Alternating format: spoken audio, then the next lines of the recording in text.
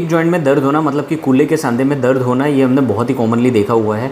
और इसमें कई मरीज़ ऐसे आते हैं जिनका कहना ये होता है कि सर हमने बहुत सारे ट्रीटमेंट करा ली, एक्सरे भी करा लिया जो नॉर्मल आ रहा है, अब हम क्या करें। तो इस वीडियो में मैं आपको 5 सबसे बड़े रीजंस दूंगा कि जिसमें MRI कराना ज़रूरी है। सबसे पहला वो है लेब्रल इंजरी। लेब्रम क्या होता है, ये हमारा हिप जॉइंट है, इसके ऊपर एक रिंग ऑफ कार्टिलेज होता है, एक रिंग होती है जिसको लेब्रम कहते हैं। लेब्रम जो होता है वो हड्डी नहीं है जो आपको एक्सरे में दिख जाएगी। लेब्रम की इंजरी होती है तो इसमें MRI कराना ज़रूरी है क्योंकि ये एक्सरे में नहीं दिखता है।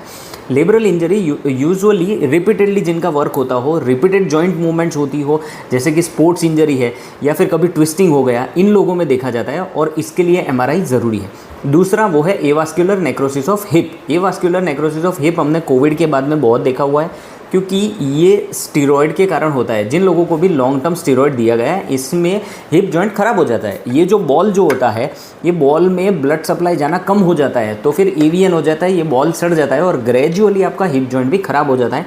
इसे कहते हैं AVN।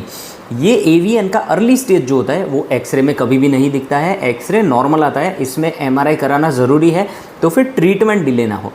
AVN जो है वो अल्कोहल, स्मोकिंग, लॉन्ग टर्म से डायबिटीज़ हो या फिर किसी को किडनी की बीमारी हो, किसी को लीवर की बीमारी हो, इन सब में देखा जा सकता है, इसमें MRI ज़रूरी है। तीसरा है आर्थराइटिस।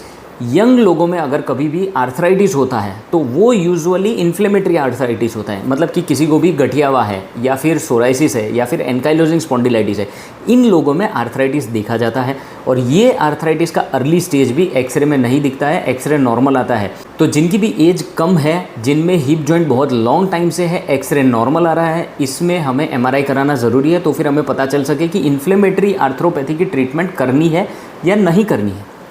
चौथा है soft tissue injury. Soft tissue क्या होता है, बेसिकली हमारे जो मसल्स होते हैं, मतलब कि ग्लूटियल मसल है जो कूल्हे के जोड़ के आसपास जो मसल्स होते हैं, या फिर यहाँ ट्रोकेंटर होता है, ट्रोकेंटर के ऊपर एक बर्सा होता है, ये बर्साइटिस। ये जोड़ में मसल जो होता है, मसल का स्पाजम हो जाए, मसल में टेयर हो जाए, टेंडन टेयर हो जाए या मसल खींच जाए या फिर ट्रोकेंटरिक बर्साइटिस हो जाए, तो इनमें भी MRI कराना ज़रूरी होता है क्योंकि मसल्स हमें एक्सरे में कभी भी नहीं दिखते हैं, इसमें MRI कराना ज़रूरी है।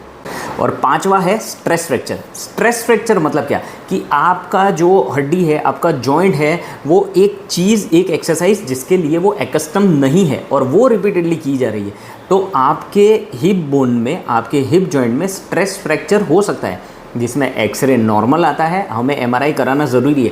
स्ट्रेस फ्रैक्चर जब भी आता है तो याद रखिए मरीज़ को ऐसा भी होता है कि वो चल सकते हैं, घूम फिर सकते हैं, सीढ़ियाँ चढ़ उतर कर सकते हैं, लेकिन दर्द होता है हिप जॉइंट में, तो इसमें स्ट्रेस फ्रैक्चर की संभावना रहती है, इसमें MRI कराना ज़रूरी है।